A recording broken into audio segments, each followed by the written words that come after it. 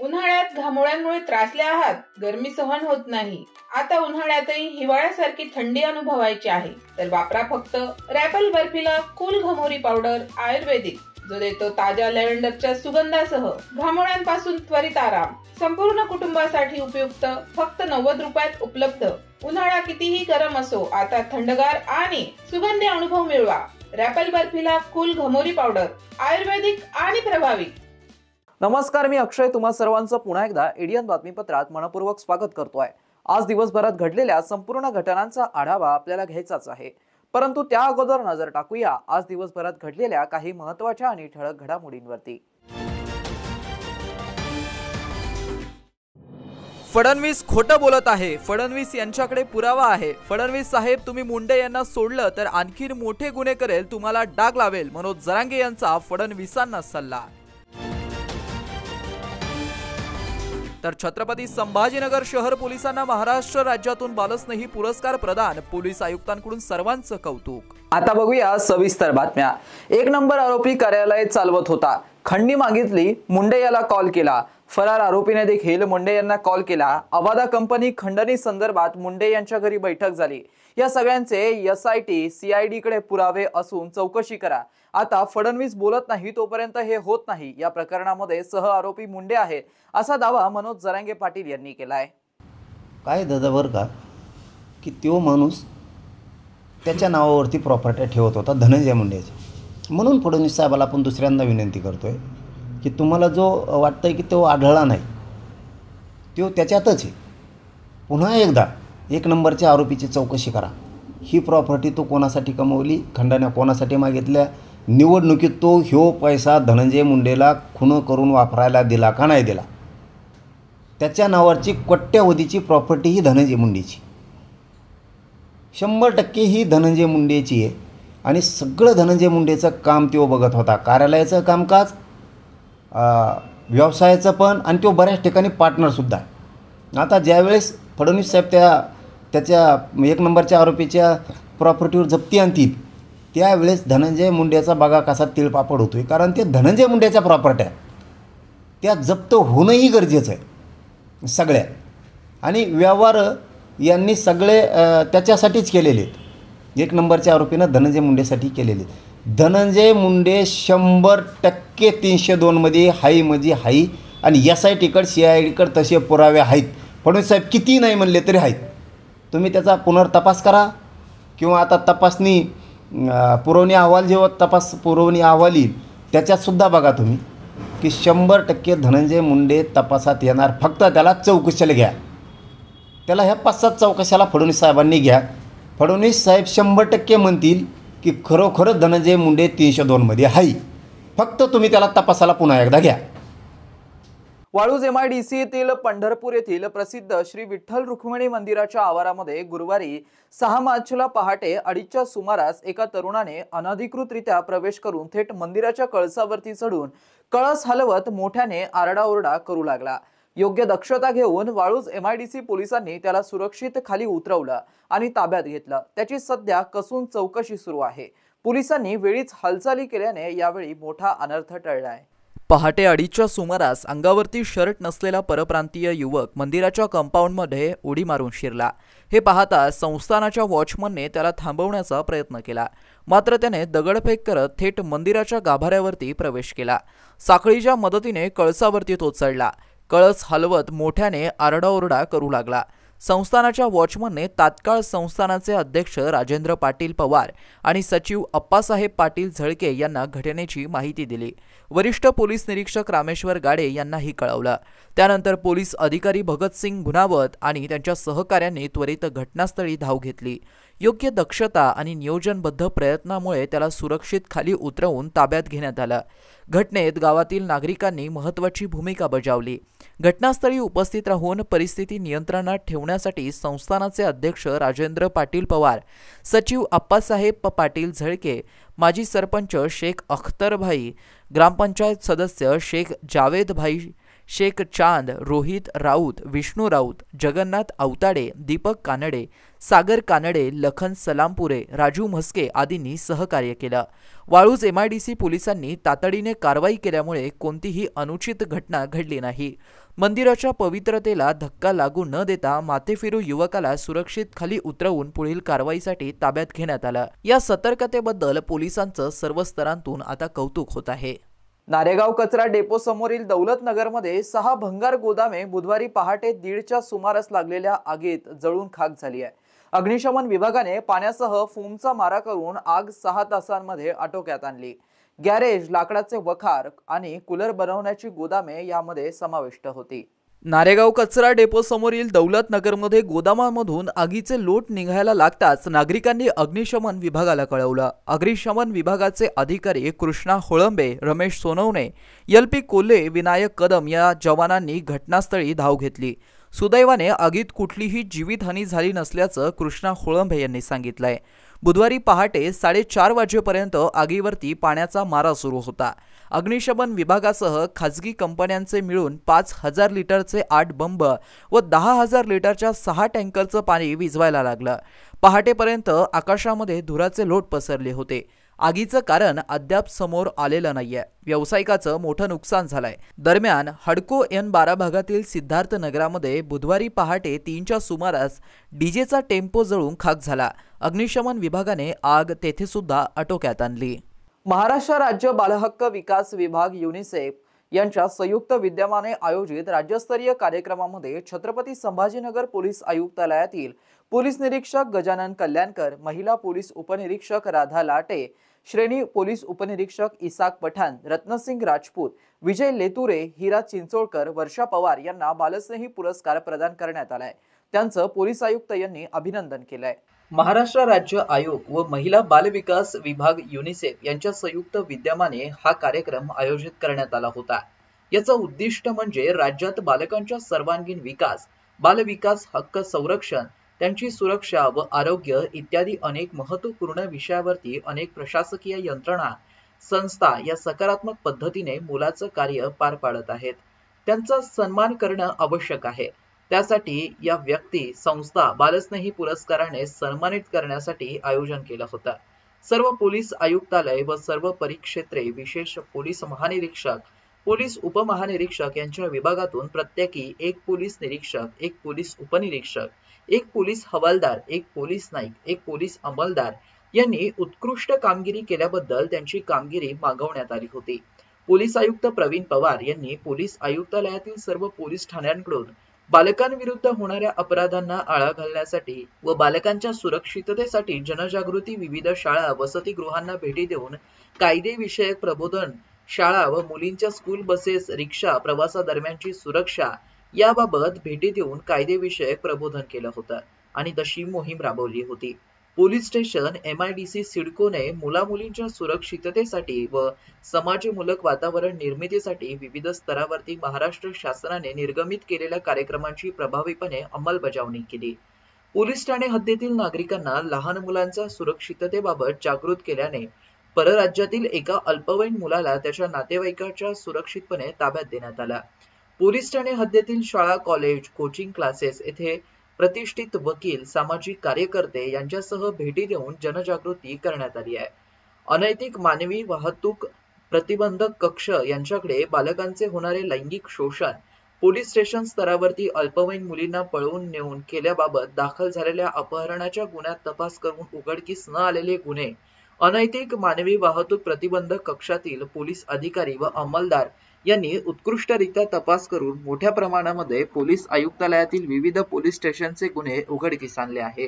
अल्पवयीन बालकांच्या पालकांचं स्वाधीन असून आरोपी विरुद्ध कायदेशीर कारवाई केली आहे व इतर गुन्ह्यांबाबत बालकांमध्ये जनजागृती करण्यासाठी कायद्याचे धडे या चांगल्या प्रकारे राबवले जातात।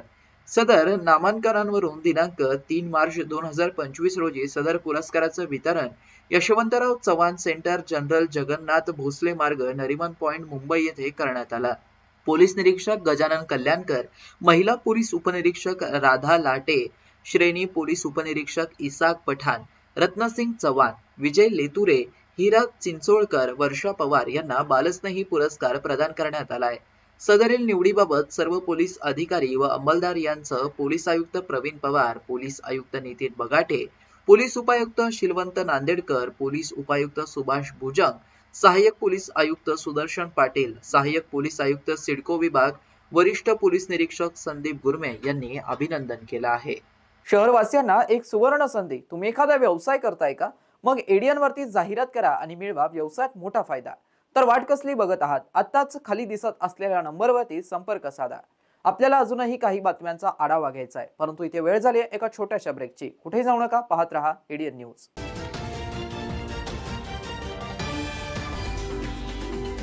उन्हाळ्यात घामोळ्यांमुळे त्रासले आहात, गरमी सहन होत नाही, आता उन्हाळ्यातही हिवाळ्यासारखी थंडी अनुभवायची आहे, तर वापरा फक्त रॅपल बर्फिला कूल घमोरी पावडर आयुर्वेदिक, जो देतो ताज्या लॅव्हेंडरच्या सुगंधासह घामोळ्यांपासून त्वरित आराम। संपूर्ण कुटुंबासाठी उपयुक्त, फक्त 90 रुपयात उपलब्ध। उन्हाळा कितीही गरम असो, आता थंडगार आणि सुगंधी अनुभव मिळवा। रॅपल बर्फिला कूल घमोरी पावडर आयुर्वेदिक आणि प्रभावी।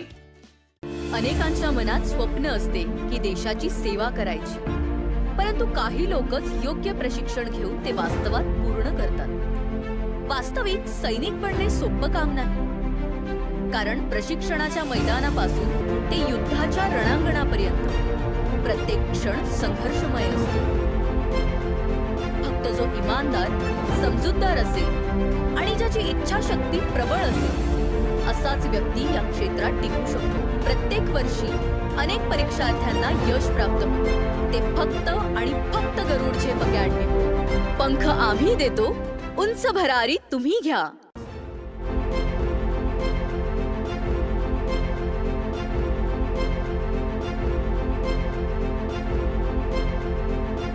शिक्षण असो किंवा नोकरी, कुठल्याही कामानिमित्त छत्रपती संभाजीनगर येथे येत असाल तर तुमच्या घरगुती जेवणाची चिंता आता मिटली।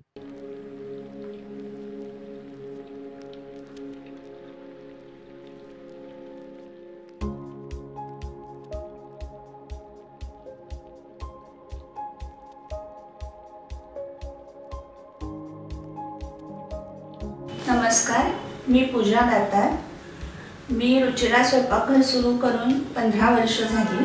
सुरुवातीला रुचिरा स्वयंपाकघर सुरू करताना माझी आवड म्हणून सुरू केलं, पण त्याचं व्यवसायात हळूहळू रूपांतर झालं। रुचिरा स्वयंपाकघर हे स्वतःच्या जागेत 2009 पासून संभाजीनगर खडकेश्वर येथे सुरू आहे। तेथून मला अनेक साऱ्या ऑर्डर्स मिळत गेल्या। एका मोठ्या शाळेचं मला कॉन्ट्रॅक्ट मिळालं होतं। मी रोज 2200 लोकांना जेवण देत होते 5.5 वर्ष। नंतर मी पूर्ण कॉन्सन्ट्रेशन रुचिरा स्वयंपाकघर खडकेश्वर येथे केलं। तेथील फीडबॅक म्हणाल तर सगळी मेडिकलची मुलं जे घरापासून दूर राहतात त्या लोकांना आपल्या घरासारखं जेवण रुचिरामध्ये मिळतं, असं प्रत्येकजण आनंदाने सांगत असतो मला। आणि मी तर म्हणते की तुम्ही ते पे करून जेवता, पण ते म्हणतात की नाही, पे हा भाग वेगळा आहे, पण आमच्या शुभेच्छा आणि सदिच्छा जास्त महत्त्वाच्या आहेत। तसंच रुचिरा स्वयंपाकघरात आपण आपल्या घरच्यासारखं अन्नधान्य निवडून, भाज्या निवडून, अतिशय स्वच्छता राखून स्वयंपाक करतो। स्वयंपाकात घरगुती मसाले 80% वापरले जातात। माझा कटाक्ष क्वालिटी मेंटेन करण्यावर असतो, त्यामुळे मी किराणा जास्तीत जास्त चांगल्या क्वालिटीचा आणते। तसंच भाजीपाला जाधव मंडईत आणते, त्यामुळे ताजा स्वच्छ भाजीपाला मिळतो। त्यामुळे आपल्या स्वयंपाकाची चवही उत्तम राखता येते आणि आरोग्यपूर्ण स्वयंपाक होतो। घरगुती जेवणाच्या चवीसाठी एकदा अवश्य भेट द्या रुचिरा स्वयंपाकघर येथे। मस्त मास्क पहना है तुम्हें। Thank you sir. वो जान बचाने के लिए पहनना पड़ता है ना सर। रेडीमेड है या टेलर मेड है? ऑनलाइन ऑर्डर किया है सर। एक और है ना सर। देना। बहुत मस्त लगे आपको। ये ना सर। सर ना भाई, जान बचाने के लिए बाइक चलाते वक्त सिर्फ खोपड़े पे मास्क पहनेगा तो खोपड़े को कौन बचाएगा? समझ गया सर। हेलमेट ऑनलाइन ऑर्डर कर, वरना हमेशा के लिए ऑफलाइन हो सकता है। Okay sir. ये ले, चल हम ये भी ऑनलाइन भर दे। हेलमेट पहने, ट्रैफिक नियमों का पालन करे, जिंदगी के सफर को सुरक्षित रखे।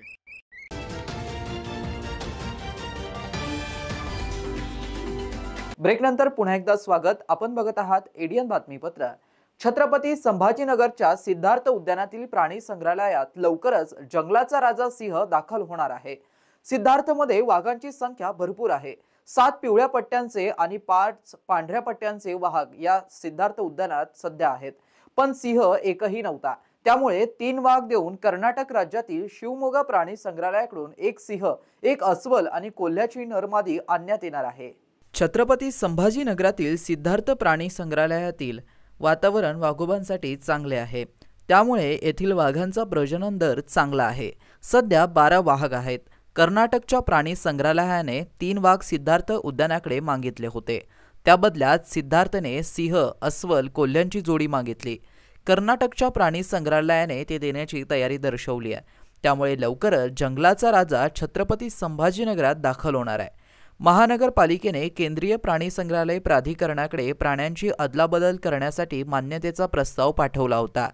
शिवमोगा प्राणी संग्रहालयाने अद्याप त्यांचा प्रस्ताव पाठवलेला नाहीये। त्यांच्याकडून तो जाताच केंद्रीय प्राधिकरणाकडून मंजुरी मिळाली की प्राण्यांची अदलाबदली होणार असल्याचं महानगरपालिकेचे उपायुक्त विजय पाटील यांनी सांगितलं। मिटमिटा येथे महानगरपालिकेचे भव्य प्राणी संग्रहालय उभारण्याचं काम सध्या अंतिम टप्प्यात असून 150 एकर जागेत हे प्राणी संग्रहालय स्मार्ट सिटीच्या माध्यमातून तब्बल 240 कोटी रुपये खर्चून साकारलं जात आहे। तिथे सिद्धार्थमधील प्राण्यांचं स्थलांतरण करण्याची प्रक्रिया महानगरपालिकेला करावी लागेल। त्याआधी प्राणी आले तर इथल्या वातावरणाशी ते जुळवून घेतील। सिद्धार्थ उद्यानात सध्या पिवळ्या व पांढऱ्या पट्ट्यांच्या वाघाबरोबरच बिबट्या, नीलगाय, सांबर, हरिण, काळवीट, मगर, लाल माकड, सायाळ, लांडगा, शहामृग इत्यादी प्राणी आहेत। सिंह नसल्याने पर्यटकांचा हिरमोड होत होता। मिटमिटा येथील सफारी पार्कमध्ये पावसाळ्यानंतर प्राण्यांचं स्थलांतरण केले जाण्याची शक्यता आहे।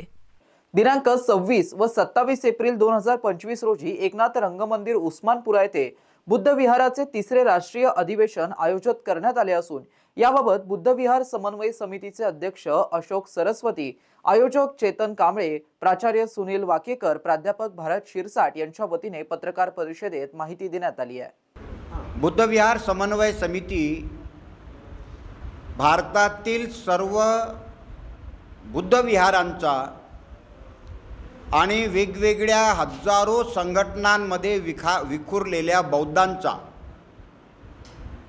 समन्वय करून एक संघ बौद्ध समाज करण्याचं स्वप्न पाहत आहे आणि त्या दिशेनं आमचे प्रयत्न 2014 पासून सुरू आहेत। 27 वर्षाचा टाइम बाउंड प्रोग्राम आम्ही चॉकआउट केला, रोडमॅप आम्ही आखला। 7 वर्ष आम्ही नागपूर शहरामध्ये आणि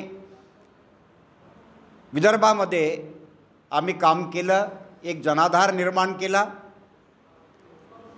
आणि त्यानंतर महाराष्ट्राच्या सर्वच जिल्ह्यात आम्ही हे अभियान पोचवलं। महाराष्ट्रात हे अभियान पोचल्यानंतर महाराष्ट्राला लागून असलेले जे राज्य आहेत, गुजरात, गोवा, छत्तीसगड, तेलंगणा, मध्य प्रदेश, आंध्र प्रदेश या राज्यामध्ये आम्ही प्रवेश केला आणि त्याच्यानंतर शेजारच्या दिल्लीपर्यंत आम्ही एकूण 23 राज्यामध्ये आम्ही पोहोचलो। याचा उद्देश एकच आहे की वेगवेगळ्या मान्यता असलेले बौद्ध, ते हीनयानी असेल, महायानी असेल, वज्रयानी असेल, तंत्रयानी असेल, सर्वांचे शास्त्रे भगवान बुद्धच आहेत, सर्वांचे बुद्ध विहार आहेत आणि त्या सगळ्या बुद्ध विहारांचा कॉमन मिनिमम विषयावरती त्याचा समन्वय करणे बुद्धविहारात बुद्धविहार संस्कृती निर्माण करणे, पाली भाषेच्या प्रचाराचं बुद्धविहार केंद्र होणे, बुद्धविहार हे ध्यानाचं आणि ज्ञानाचं केंद्र बनणे, बुद्धविहार हे परिवर्तनाचं आणि क्रांतीचंही केंद्र बनणे, हा बुद्धविहाराच्या राष्ट्रीय अधिवेशन घेण्यामागचा उद्देश आहे. एकंदरीत भारत बौद्धमय करणे हा या पाठीमागचा सर्वांगीण उद्देश आहे. अनेक संघटना आपापल्या परीनं हे कार्य करत आहे. त्या संघटनांना एका सतरंजीवर बसवणे निमित्तानं का होईना या अधिवेशनामध्ये आम्ही भारतीय बौद्ध महासभा, राष्ट्रीय बौद्ध महासभा, त्रिरत्न बौद्ध महासंघ सहाय्यक गण, अनेक ज्या काही संघटना आहेत, भिक्खूंचे संघ, त्या सगळ्यांना आम्ही या अधिवेशनामध्ये बोलवतो, त्यांचा सहभाग होतो आणि धीरे धीरे हे अभियान लोकांमध्ये ही जे भूमिका आहे, समन्वयाची भूमिका, ही भूमिका रुजवण्याचा प्रयत्न लोक मान्य करीत आहेत. ग्राहकांना अखंडित वीज पुरवठा करण्यात महत्त्वाची भूमिका बजावणाऱ्या जनमित्रांबाबत कृतज्ञता व्यक्त करण्यासाठी महावितरण छत्रपती संभाजीनगर परिमंडळाच्या वतीने मंगळवारी विविध उपक्रमांनी लाईनमन दिवस उत्साहात साजरा करण्यात आला. यावेळी जनमित्रांचा गौरव करण्याबरोबरच विद्युत सुरक्षिततेची शपथ देण्यात आली.